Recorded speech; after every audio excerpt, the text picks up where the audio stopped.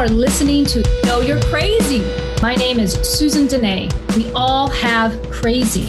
What separates us is how we choose to deal with it. I'm going to be delivering engaging and actionable tools to own your crazy, treat your crazy, and turn it into your own superpower. I hope that you walk away from this show feeling the power and strength within you. And never forget to enjoy your journey because you are worth it. Hey everyone, welcome to the Know You're Crazy show. My name is Susan Denee, and you are listening to Emotional Recovery in the Raw. And I am excited for today's show. I have to start out by just mentioning that this will be my last show. I'm going to say I'm 99.9% sure I will not be back anytime in the near future. I always leave that, 0.09 option available in case, life takes on a new journey and you never know what could be out there. But for now, this is going to be the last show. I have a lot of reasons for that, and I will likely get into that throughout the show. But as I was thinking about what would I like to do for my last show, what would I like to talk about, what would I hopefully be able to give back to somebody who's listening. And I just thought I'd just tell my story of recovery from alcoholism and addiction. I got to celebrate 24 years clean and sober this month on July 7th. And so I'm super happy about that and very proud of that. I'd probably say out of anything in my life that I've achieved, that was one of the biggest decisions that I made and one of the most beneficial decisions I made in my entire life. I think Dr. Phil back in the day was talking on his show one time, and he was saying, there are certain decisions in your life that you will make that will completely shift the direction in which you're headed. I believe back then he said there might be three major ones.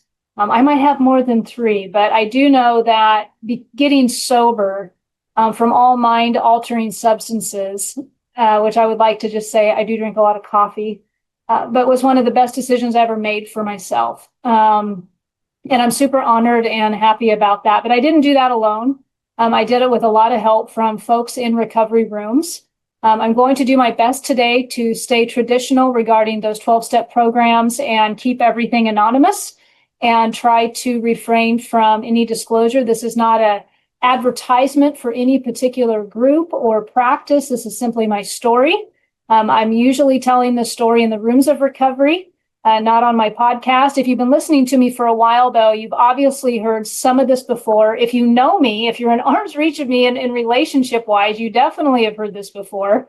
You'll probably mute my ass a couple times. And yes, there will be swearing today. So heads up to Transformation Talk Radio, because today I'm going to try to go as unfiltered as possible with some common sense refraining. Having said that, I would like to thank Dr. Pat and Jessica and the rest of the team at Transformation Radio for allowing me to host on your platform for these last few years. I think, I don't know how long I've been doing this, 3 or 4 years, but the team has been absolutely amazing to work with. Their communication, hanging in the ring with me, going from weekly shows to bi-weekly to now monthly, and just being extremely patient with me and all the fantastic work that they did on my website, and really helping me with my coaching program, loading PDFs, figuring out YouTube posts, what are the screens? All the social media work that had to go on in the background was definitely from Dr. Pat and her team. And so I just want to extend a grateful thank you to them for doing that.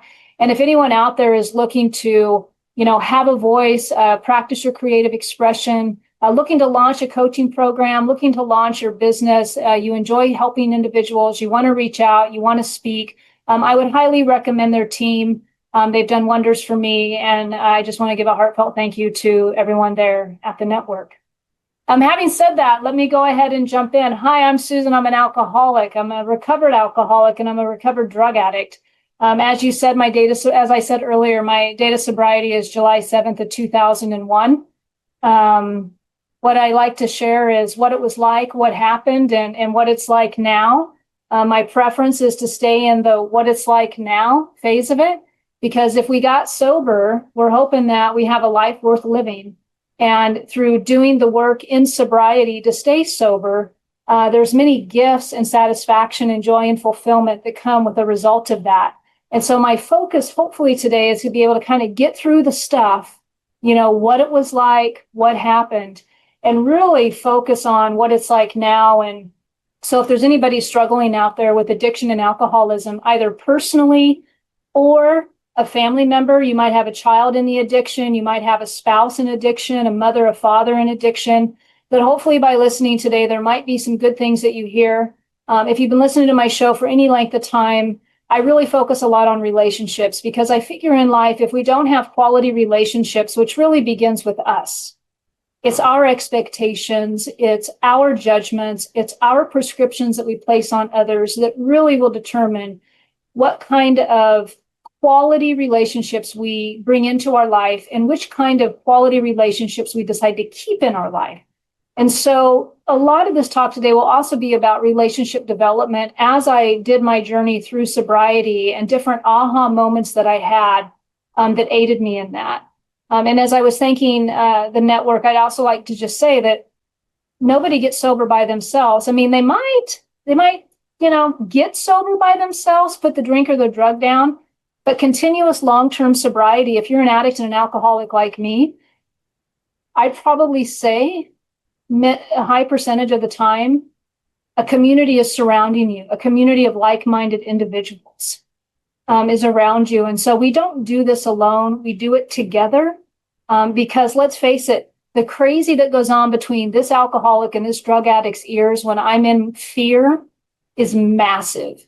And I need a new perspective and a new way of looking at life, not only from individuals, but from a spiritual basis, which I get to find in sobriety in order to maintain peace and happiness and that joy and fulfillment that I'm going to talk about. Okay. All right. So I'm just going to dive in now. What it was like. So I was raised in an alcoholic home. My mom was the alcoholic, maintenance alcoholic, I guess is what you would say. She worked many years as a bartender. And then in her later years, she was a cashier at Walmart. My dad worked on the railroad. He could have been a poster child for codependency. As I reflect back is kind of how I would describe all of that. And as the years have passed and in sobriety, I would like to just say that when I reflect back on my childhood, I really see nothing but gratitude and grace for the parents that raised me. So as I go into their story a little bit, it's just what it was like back then when I got sober and where my perception was on judging their personalities and their choices they made in life. So I just want to clarify that. But my mom was the alcoholic. She's the one that suffered from the disease of alcoholism. And so she would go to work and she would come home, and about 3 to 4 days out of the week, she'd come home pretty wasted. When I was in my younger years, there was a lot of time spent in bars in my younger years. The very first time I remember my mom being emotionally unable to parent me, I was about 5 years old. We had like this little 3-bedroom, 1-bath Rambler house. And the bedrooms are on the end of the hallway. And my dad worked midnights. And so my mom was the only one there in the evenings. And I must have been playing the day before. I had some bunk beds in my bedroom. And I must have fallen. I don't know. But I woke up with a broken collarbone. And I was in extreme pain, little girl. And I woke up screaming. And my mom, I can still see her in my mind's eye, was standing, in the corner bedroom, kind of kitty corner. And she jumped out of bed. And she was trying to wrap her head around what was going on with me. And I'm screaming in pain that I can't move. Oh, my dad was on vacation. He used to take a trip once a year for about a week. He didn't have a lot of vacation time, but he would go fishing in South Dakota. So my dad was away on a fishing trip. We wake up, it's early in the morning. I'm in pain, I'm screaming, I'm 5 years old. My mom jumps out of bed, she jumps on the telephone, and she's calling my dad in South Dakota to figure out what to do with me. And as I'm watching her make this phone call, I realize that she's panicking. And I realize that she doesn't know what to do. And so I immediately suck up my tears and I put on a brave face to help her at 5 years old. We ended up waiting 2 hours before she took me to the emergency room. She waited 2 or 3 hours. She waited for my dad to come home all the way from South Dakota because she didn't know how to get me there on her own. I didn't realize how dysfunctional that was or how I don't even know if normal is the right way to put it. I think a lot of us come from backgrounds that have similar heartbreaking stories. So I'd hate to be like it was abnormal, but listen, I didn't realize how abnormal that was until I was in therapy. And it was right before I got sober when the therapist asked me, what would you have done if it was your 5-year-old daughter? And my immediate reaction was, well, I'd call 911 or I'd take her to the hospital. And it wasn't until that moment that I started to really take in the idea that things at home growing up may not have been the best, right? At least I didn't know how to emotionally adapt to situations. So that was the first time I remember my mom being out of control as far as being able to handle me. As I grew up in an alcoholic home, we like to say in recovery that the drinking only, it gets worse. It doesn't really get better. That's why a lot of people in recovery will think that they have to abstain completely. Because for me, being an alcoholic, what I believe to be true for me, and this is what works for me, is that I suffer from an allergy. The same way I would have diabetes or an allergy to a particular food, I have an allergy to alcohol. And simply what that means is when I put alcohol or drugs into my body, I immediately begin to have an obsession, an illusion, and a delusion that I need more, and there is never enough. So why would anybody drink one drink? I really prefer 10. Why would anybody drink? Because the craving and the mental obsession becomes so much after a period of time that there is no choice in the drink. And so when somebody who doesn't understand alcoholism or addiction, for somebody like me, they would look at that and say, well, why doesn't she just quit? I mean, maybe she lost her job. Maybe her marriage left her. Maybe her kids left her. Why doesn't she just quit? And what has happened is the drink or the drug has taken over the body to such a degree that there is no choice but to use, but to drink, because you can't imagine life with it and you can't imagine life without it. And that is the true dilemma of addiction and alcoholism. And the reason why recovery rooms work so well is because we speak one another's language. Because when you speak that kind of language, there's a certain level of insanity to it that some people who don't have that allergy just cannot comprehend. But we who have that allergy understand.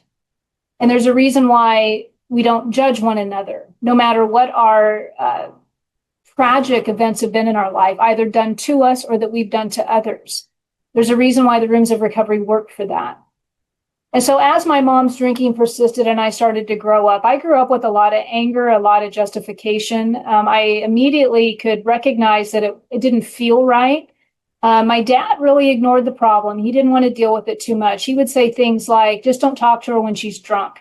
I think I saw my dad drink maybe 2 drinks in my entire life, a 7 and 7. They used to bowl in a league, and I remember he drank maybe twice that I knew of. He had told stories, though, that when he was in the service, he got so drunk. He drank a lot when he was out of country. And he said one time he woke up so he couldn't feel his legs, and that was it. My dad was a very decisive man. When he decided to quit something, he just quit. He didn't indulge in it anymore. And so he had it. I don't know if it was willpower that he had. I don't know if he was one of us. I know alcoholism goes way back in our family line, and in many families it does. But anyway, so that's how he would deal with it. So as I was growing up in this alcoholic home, I never felt comfortable around other people. I always felt like I was hiding the secret in my house. My mom was an emotional roller coaster. She'd either come home full of rage, slamming pans and everything, or she'd come home crying her eyes out. And for a little girl to be the one around that and then to grow up in that, what happened to me was I became very impatient with people's sadness. If I thought that they had any level of self-pity, which I now know how to articulate, but back then I did not, it would irritate me. And so I became very angry, and I lacked a ton of compassion. I didn't have any compassion for anybody who would behave in such a manner, because I really thought they had control. I thought she had control of it. But what I now know in my life today is she did not. And so as time progressed and I was growing up in this environment, at the age 12, I took my first drink, and then the drink took me. And before you know it, I was really chasing the drink. That first drink, I got drunk and puked my brains out and woke up at I was at a slumber party. And you'd think that maybe somebody would wake up like, oh, that wasn't fun, but I was ready to go for more. And the reason I was ready to go for more is because as soon as that drink hit my body, I felt like all my problems had gone away. Like mom's problems went away, school problems went away, peer friend problems, everything went away. Like it was all just disappeared. And so the drink really provided a solution for me that I needed in order to survive in an environment. I mean, that's really what it felt like back then. So as I drank and as I partied, I was raised in a small town in Nebraska. And, teen years, I had like this split personality. I was a perfectionist also, something I had to recover from in sobriety. I was a perfectionist also, which just simply meant that I was always going to overachieve in school. I was always looking for people to please. So I would carry straight A's.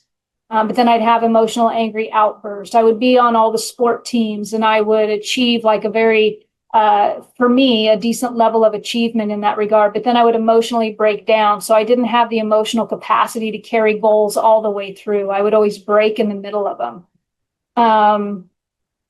And then I started getting minor in possessions of alcohol. I think I managed to rack up like 4 or 5 of those growing up. And of course, back then, to me, it was always their fault. It was because I lived in too small of a town. They didn't have anything better to do than to bust teenagers. But I'm pretty sure there were other teenagers in town not doing that, right? And as time progressed, little did I know that I was becoming an alcoholic. And the relationship with my mom during the teen years, you can just imagine, was highly turbulent. And with my dad, I kind of put him on a pedestal because I saw him as the one who didn't drink, who didn't drug. I had a lot of respect for him. Like when I would bring home my homework, this is the man who would sit with me and do hours and hours of algebra and homework and really help me get through that.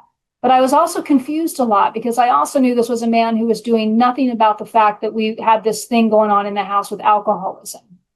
Later on in life, I learned a lot of things about that man that maybe not be as high on that pedestal that needed to be, that kind of brought truth to the situation. And it's one of those things that in our home life, sometimes when alcoholism is there, other people have to find other resources in order to help soothe themselves too. And so as life goes on, I've understood also that these were 2 adults who were really affected by the disease of alcoholism, and they had their own upbringings that brought heartache, and they had their own issues that they had to overcome.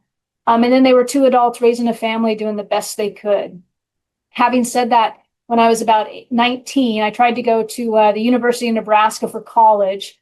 I had landed myself in an abusive relationship. The man was 6 years older than me. I had no business being in that relationship, but I also didn't really know anything. It was, you reflect back and you see how young you are now that you're older and you can reflect back. And I also know that because of where I was coming from, I might have been just seeking some attention on some level. But it ended up being an abusive relationship. It lasted about 1.5 years. Needless to say, I was unable to emotionally finish college. I had to quit about my 1.5 years in and call mom and dad and let them know that I was coming home. And the reason I was coming home was, well, one, I was failing all my classes. And this was, when I talk about that split personality and I talk about wanting to really be the straight A student and the athlete, like I really wanted all those things, but it always felt like I had this inability to emotionally like adapt to situations. Like I had no tools whatsoever to function in relationships. I felt alone a lot. And this was just another example of that. So I had to drop out of college, move back home with mom and dad, which they were not very happy about that. And then I think I went back for the summertime. Those F's went to A's. But at some point along there, I had a suicidal thought. And I remember when I had it, I thought to myself, I always prided myself on never wanting to be somebody who would kill themselves. And so when I had the thought, I remember thinking to myself, I made a deal that would never happen to me. And here I am. I'm depressed. I'm lonely. I feel like a failure. All my classes are done. I just came out of this relationship. I really had no idea who I was because of the amount of mental abuse that took place there and physical in the end. And so I was really lost. And so I quit college and I moved back in with mom and dad. And for some reason, you sometimes wonder, like, where was my God at? Where was my higher power at? Maybe it's intuitiveness for some of you listening to this. But for some reason at 19, going through all of that, something told me to go into counseling. Now, I don't know where this came from, really. I mean, I think I might have been in an alcohol class somewhere with all those arrests at some point. Maybe that's where the seed got planted. I'm not sure, but I just knew that after the last thing happened in that relationship, that I did not want to be a victim for the rest of my life. That's what I told myself back then. And I thought, I need to get help. So when I moved back home to mom and dad, I went to a counselor.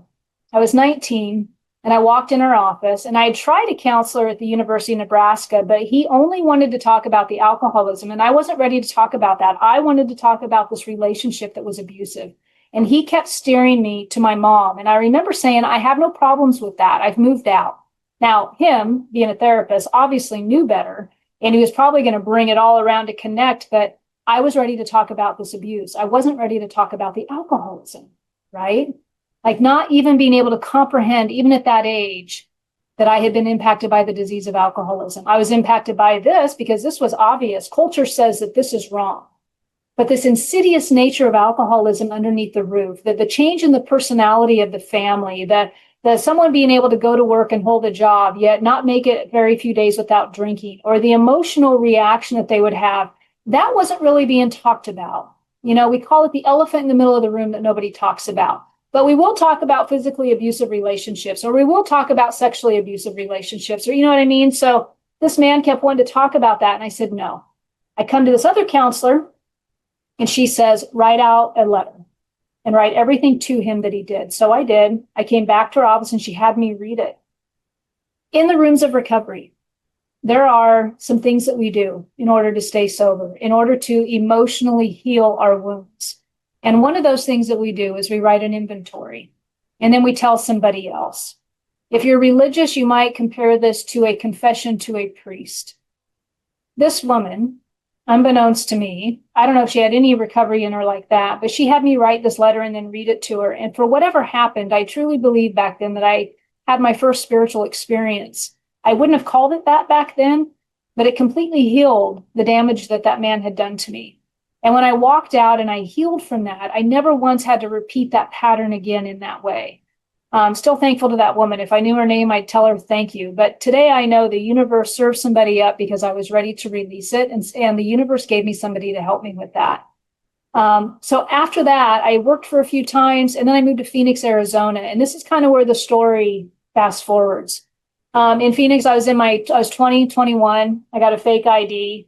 A lot of partying in Phoenix, a lot of drug use in Phoenix.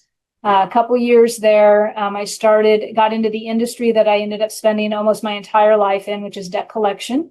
And I met my first husband, and we were a pair. Highly respect the man. And we would court over alcohol. He was just like me. He drank as much as me. He didn't have any problem with my drinking or my smoking weed or whatever the hell I was doing. Sometimes we'd partake together. And so it was like this perfect pair, right? I was in my early 20s, and we got together. We stayed in Phoenix for a while, and neither one of us wanted to be there. So we made a geographic move, is what we would call it, to the Seattle area. A geographic move, for those of you who have never heard that, is kind of like we think that the problem's going to go away if we move, but really what happens is we go with the problem. Or we are the problem. So where we go, the problem goes. You might make a geographic move in your employer.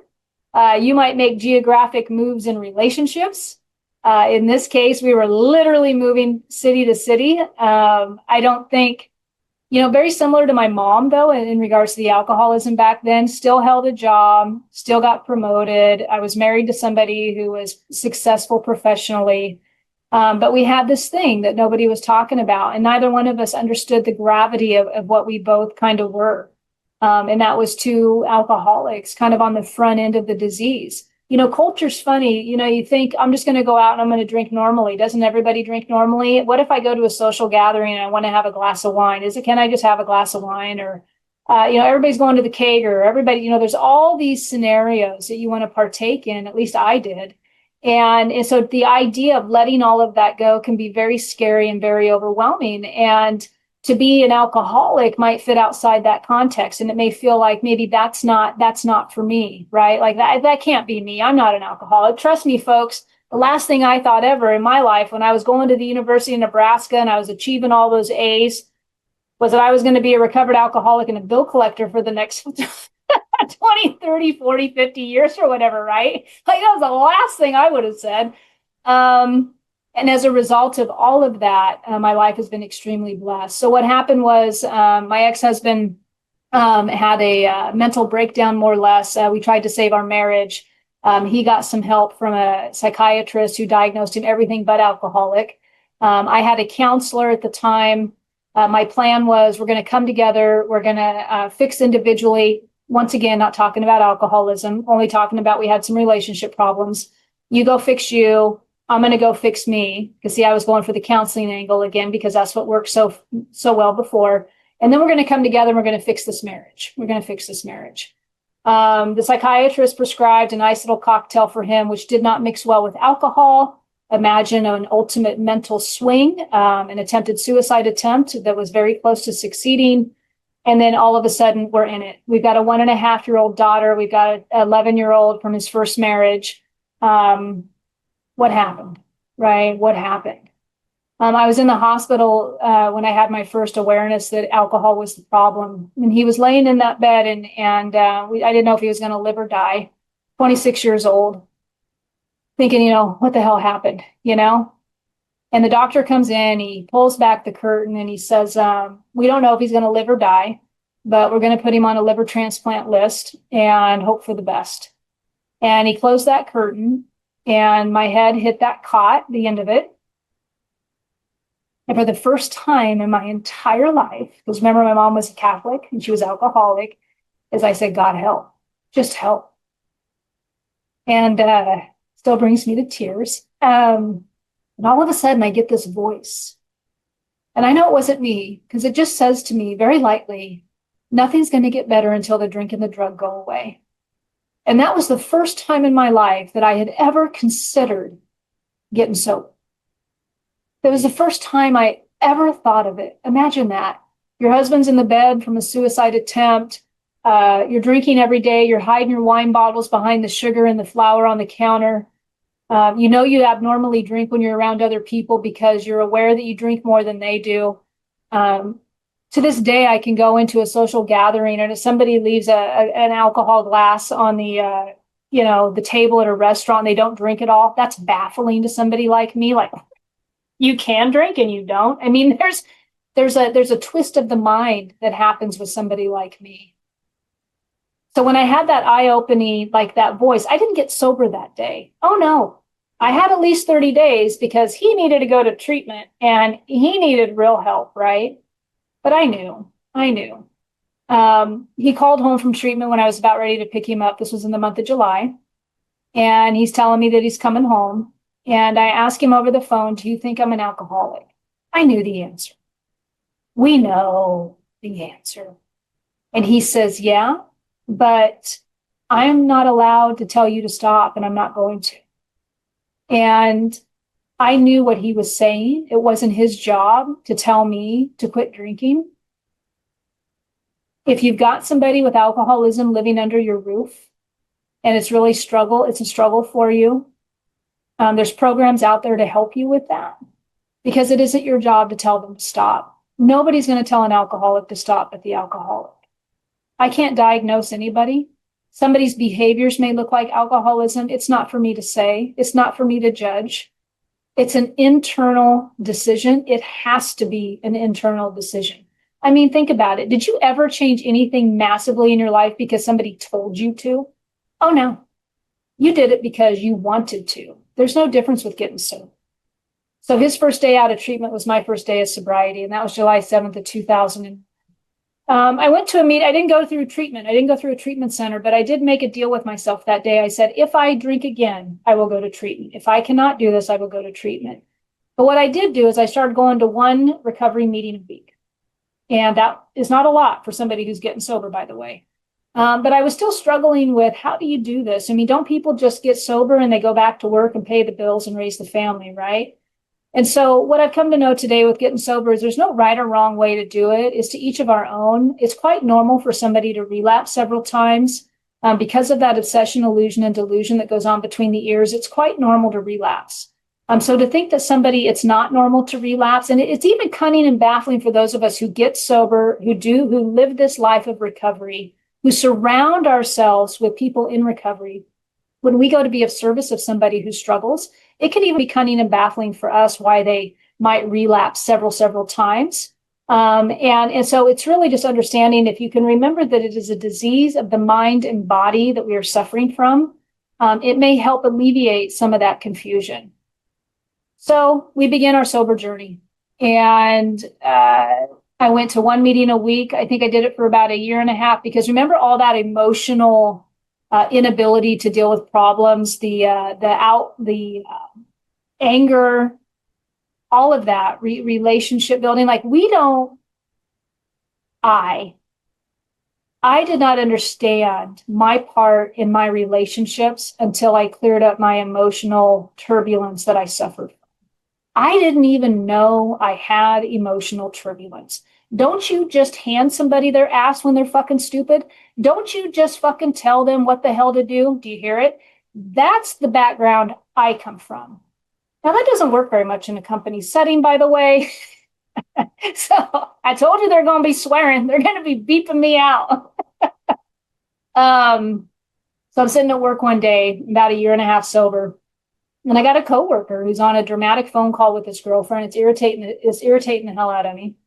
So I turned around for the first time in a year and a half, because remember, I got that perfectionist thing. I want to impress everybody, especially my new employer. My home's kind of a wreck, right? Like, we've been sober for a year and a half. Rock bottom was not pretty. We had a ton of debt. I had an affair in my marriage. He had mentally broke down. We were suffering. And so to rebuild that as a couple, the odds of you making it are like slim to nothing. And yet you're trying to behave, and you're trying to stay in your lane, and you're going to work, and I'm trying to pay the bills. Like, figuring all this out can be extremely overwhelming for somebody who just got sober. Because remember, we drank and used as our solution. We didn't face reality. We didn't take accountability. We would either drink in seclusion and not let anybody know and pretend that we're okay, and then put on a new face when we go out in the world, completely suffering while we're doing it. Or we're just belligerent and we don't give a shit. And we are, the ball in the china shop out there, creating chaos in public, in relationships, and we just don't care. Either way, the alcoholic suffers from selfishness and self-centeredness and self-pity, and we are a force to be reckoned with when we are in our cups. That's all there is to it. So if you are an alcoholic, some of this may land, but if you're living with an alcoholic and then you're kind of like, oh my God, yeah. And an alcoholic, living with an alcoholic, will drive the other people insane. And unfortunately, I got bad news for you. If you're living with active alcoholism in your home and you haven't reached out for any type of recovery program or any type of help, because you're still doing it yourself, because it's not your problem, it's theirs. If that's been the attitude for years, trust me, you've been impacted by the alcoholism under your roof, and you're probably suffering from a significant issue with codependency. And a lot of us who are around alcoholism or raised in alcoholism, or even raised by individuals who didn't drink, but their parents were alcoholics, are impacted by a serious case of codependency. It's subtle, it's insidious, and we will justify the hell out of it, but it does exist. So I lose my shit on that coworker, and I have an awakening that day to drag my ass into a recovery meeting. I'm 40 minutes late. I go up to the person at the front of the room and I say, I need a sponsor. And this person, this New Yorker, I got this thing with New Yorkers and East Coast, I don't know what it is. He says to me, you need to do a fourth step. And it's that inventory that I talked about earlier. And I didn't know what he meant by it, but I was just finally willing to do anything, because I may have been sober and put the drink and the drug down, but I was not emotionally growing. I was stunted, and I didn't even know it. I didn't know how to be polite to somebody when they were doing what they were doing at work. I didn't know how to ask for what I needed. That is still something in sobriety that I work on. Like, there were all kinds of things that needed to be sorted out, all kinds of things. And so I worked with my first sponsor in recovery. And the very first 5 words she said to me after I did that inventory and that work with her, she looked at me and she said, "You're still blaming her." That's the best New Jersey accent I got. And she met my mom. "You're still blaming your mom for all your problems." And the reality was my mom wasn't there when I was doing drugs in Phoenix. My mom wasn't there when I was drinking like a fish. My mom wasn't there when I had my affair. My mom wasn't there when I was sleeping around doing all the stuff that I did. My mom wasn't there when I was getting minor possessions. That was all me. That was all me. And so to take accountability for that freed me. And when I left her house that day, I finally got it. I am accountable for my own life and my own decisions and my own choices. Just me, nobody else. And until I took responsibility for my part in things, life did not get better. It just didn't. So the path of sobriety begins. So I go through the steps. I have a spiritual awakening that day. I have a couple more kiddos in sobriety. End up with counting my stepdaughter, 4 beautiful daughters in my life. Beautiful women today. Around 7 years, that first husband and I, we had to get a divorce. It didn't work out, but we managed to co-parent with these kids. The thing about alcoholism and addiction in the family is sometimes it gets passed down to children. My second husband and I have successfully helped raise the 5 children between us, along with help from the other parents for those children. We have faced fentanyl addiction with our children, and we have survived it, and so has our children. We have faced coming home to alcohol and drugs in our house, and we have survived it. We have not shamed our children. We have not judged our children. We have been next to them, but also set firm boundaries about what's allowed in our life and what's not allowed in our life. We have learned to communicate as a couple in sobriety. We have been able to come together and open up and communicate with one another when we have problems. I never had that in my life. The leveling of our pride, the confessing of our defects, these are the things that we learn in sobriety when we do the 12 steps of recovery and we actually recover. And it's an ongoing process. I don't get to be selfish and self-centered and keep this all to myself. I have a responsibility, is my belief, to give this thing back to women and men who are still suffering in their cups and who need help. That is my ultimate responsibility. I am responsible for anywhere, anytime anybody asks me for help. And that is what I owe to the program and the recovery of individuals.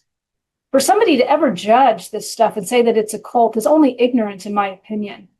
I get a little bit sideways sometimes on social media when I see people saying, oh, I quit drinking beer, and maybe for them, they're a normal person who just had a couple problems and they set the drink down. But that can be a very confusing message for somebody who really truly suffers with the allergy, the obsession, the illusion, and delusion. To make it lighthearted as if I'm going to stop fucking drinking so I can exercise. That gets on my last nerve.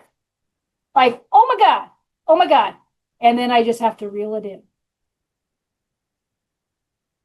I would not be where I'm at today, sober, happy, fulfilled. And my life isn't perfect. I still have ups and downs. I still have emotional burdens that come up. I'm still growing like all of you are. But none of it would be possible without a relationship with my higher power. And so for the next 15 minutes, I'm really going to talk about some of these miracles that have come into my life and how that relationship with my higher power is the most important relationship in my life. That relationship with my higher power supersedes my relationship with anybody else. If I don't have a connection with a spirit that's greater than myself, I will absolutely take this life back. I will try to run it on my own, and I will not trust anybody or anything. When things happen in life that disappoint me, I will take my will back and I will start living in a reality that is non-existent and is going to be between my ears. It will not be one that's full of faith and full of trust and full of love for others and compassion. Helping all those women over the years, you know what it taught me? It taught me compassion, that critical, judgmental, mean-spirited girl and woman that I was, turned into one of the most compassionate, loving individuals that I could ever think that was possible for me. And I learned it through helping others. I learned it through listening to those heartbreaking stories of what they've been through. The reason I can reflect back on my past and appreciate my parents for everything that they were and everything that they did for us was because of that. When my mom and dad passed away these last 5 years, it was another life transformation for me. Didn't see it coming, thought I was too young for that to happen, even though I was in my late 40s. Didn't other people have longer time with their parents, right? I didn't see it coming, and I had no idea how, when I'm in Washington and they were in Nebraska, and I would sit there and I'd ask myself, what's going to happen when they get old and they can't take care of themselves? I mean, I'm in Washington, I got kids, I got a job. And, I was at a job for 20 years. And it was a good job. And it paid for my bills, and it allowed me to pay for my mortgage and keep my kids healthy and all that good stuff, and pay for daycare. I don't know if anybody's paid for daycare, but oh my God, it allowed me to do all of that. And then I grew out of that job. And this was all around COVID time. But having that length of employment and being with the same employer, I was able to take time off to go care for my father when he got COVID. And I was able to be there next to his bedside when he passed away with my sister. And when I came back from that, I was completely broken in sobriety. I was 19 years sober, and I didn't know if I was going to make it. I thought I was going to drink again. The stress, menopause kicked in, grief kicked in. The job was not going well. I'd been there for a long time, but I knew I wasn't happy. And when I came back, that company had offered me a $40,000 cut in pay and asked me to step down from my position.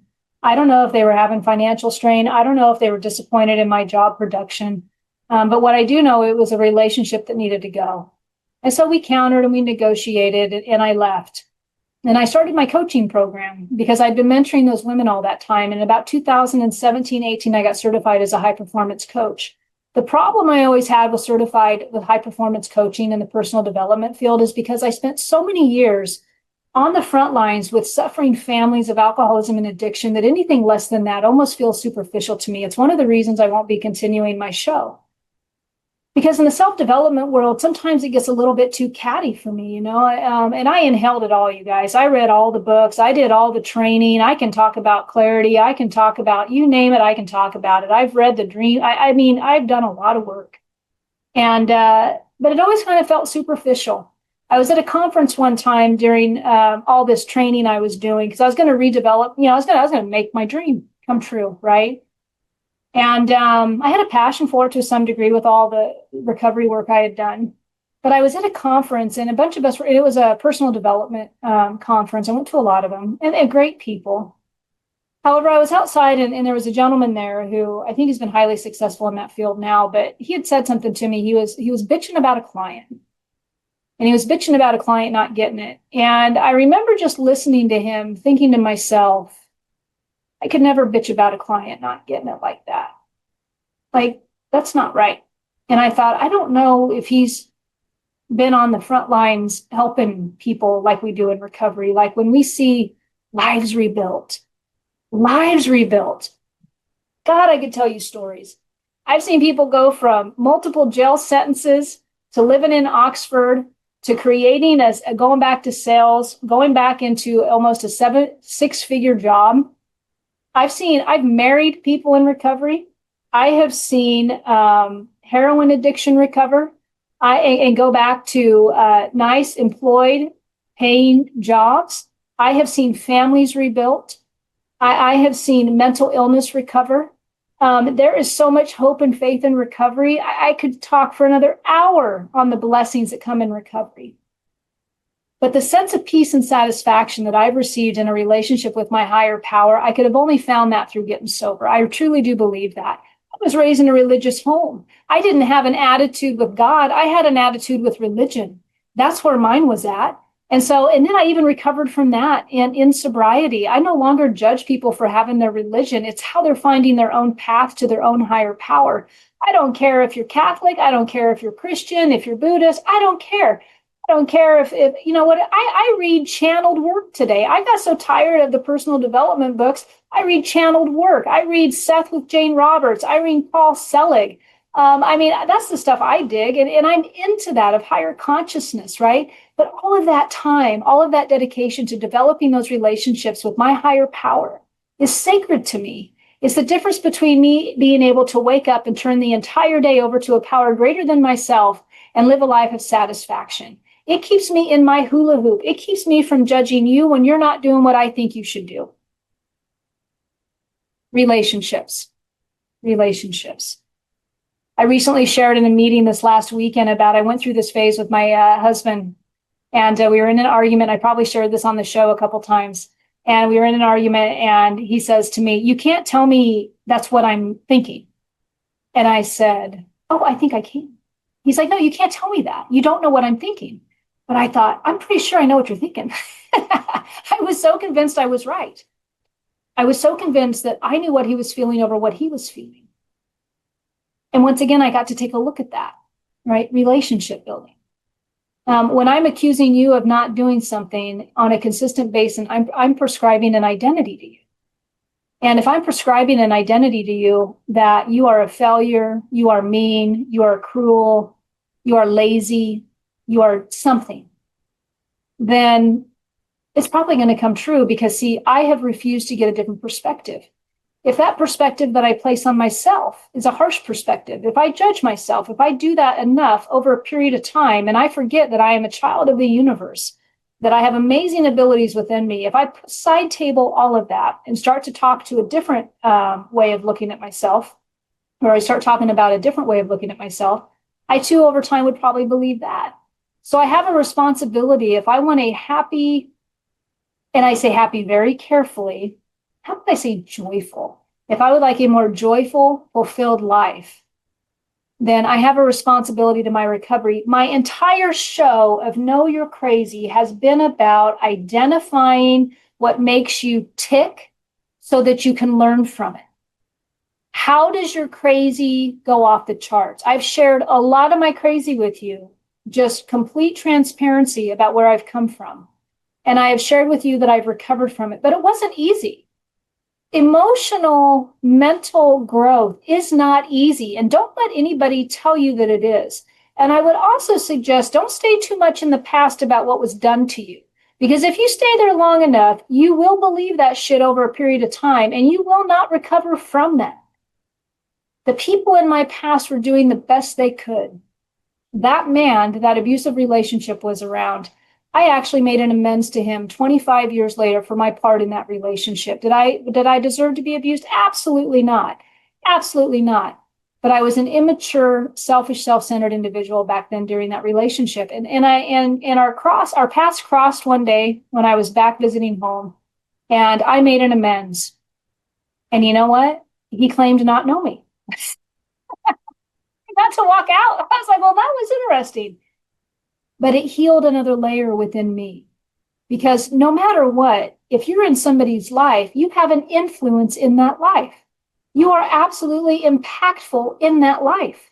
How you show up, how you look at them, how you prescribe an identity to them. There is an energetic exchange of flow that is existing for you.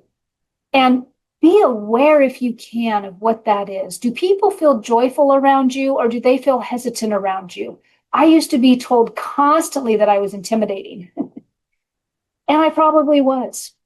And so in my little arsenal of crazy, what's over there? I watch for things like that within my character development. It has been one hell of a journey, and it's going to continue to be. I'm excited for where I'm going next. I have loved doing this show simply because it's allowed me an opportunity to do what I've done today, and that's just to be expressive. I've been lazy. I haven't wanted to really grow the social media, so I haven't. I don't like being on social media too much. For whatever reason, for me, it doesn't. It's me. It's a me thing. It just feels superficial sometimes, and it lacks humility for me. So I try not to be, so I'm not out there that much other than this show that I've recorded. And thanks to Transformation Talk Radio, they've been so gracious to post some of my video little splits that they edit for me.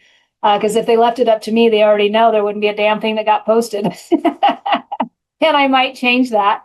I don't know. I've got an arsenal of content, as the coaching programs would say. When you've got all this content, you can just keep reposting it. But man, that takes effort more than I want to apply right now. I've had the opportunity and lovely joy to coach many couples and many individuals in that journey before I went back to a day job. I went back to a day job recently. And so I'm super excited about that and meeting new people and being the oldest person in the office with the entry level that I chose to go into. Talk about humility. But it's been joyful and it's been nice to interact with people again. But I had a beautiful opportunity to coach amazing couples in this journey who also opened up my eyes to a lot of transformation. And I think that's really the relationships in our life offer a transformation if we are open to it. If we are open to it. Sometimes the relationships in our life will teach us so much about ourselves that we understand that maybe relationships need to go. Sometimes they stay, but all relationships are transformational if we allow them to be. So I've got like 5 minutes left, so I'm going to work on wrapping this up. I just want to really say to any still suffering alcoholic or anybody who's still living with an alcoholic or a drug addict who is suffering, there are programs out there that can help you. You are never alone. It is possible to recover.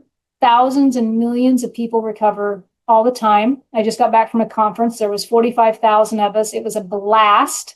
It was the international conference. It was an absolute blast to see that much recovery around. And when you think of 45,000 people, just 45,000 where I was at, that's just one little city, right? Think about that 45,000 people and then multiply that by about 3 people at minimum per person. Where are we at? 125, I don't know, 150,000 people who have had better lives because somebody decided to get sober, because somebody decided to put enough grit and enough commitment in to be sober. I just want to say, if you are somebody who needs help, there are programs out there to help you, both with living with somebody and if you personally are affected by it. There is always hope. There is always recovery. You don't have to believe in a higher power if you don't want to. Just perhaps today, just for today, you have a little bit of willingness to reach out and do something a little bit different. The decisions that you make in life will absolutely catapult you in one degree or another. If you are somebody who is feeling stuck in your life, I guarantee you there's a decision that needs to be made that will absolutely transform you to a new level. Pray for courage, ask for willingness, keep your mind open to what is put in front of you. Understand that the universe doesn't make mistakes, at least it doesn't for me. If I'm supposed to know something, it'll be presented for me. That keeps me out of my future tripping and worrying if there's something that's not happening that I don't know about. Being responsible for your own actions, understanding how you impact other people in your lives will absolutely keep you in a state of awareness, but also give back to you. So with that, I'm going to wrap it up. Thank you. If you've been tuning into me, I have a couple folks that have listened to me this whole time, the whole time I've been on the air, a couple really good friends, Lisa, Molly, you know who you are. My husband, Joe, has been more than supportive, more than I can even give him credit for. He's even come on my show. I just want to thank everybody for the time that you've been able to spend with me. And thanks again to Transformational Talk Radio. And thanks to you, Dr. Pat. As always, you're a fave. And that's a wrap. Have a good evening, guys. Bye. You have been listening to Know You're Crazy. Crazy. And my name is Susan Denee. We are identifying, understanding, and treating your crazy one episode at a time. Tune in to transformationtalkradio.com. To connect with me or Growth Spurt Your Life, please visit susandenee.com. That's Susan Denee, DENEE.com.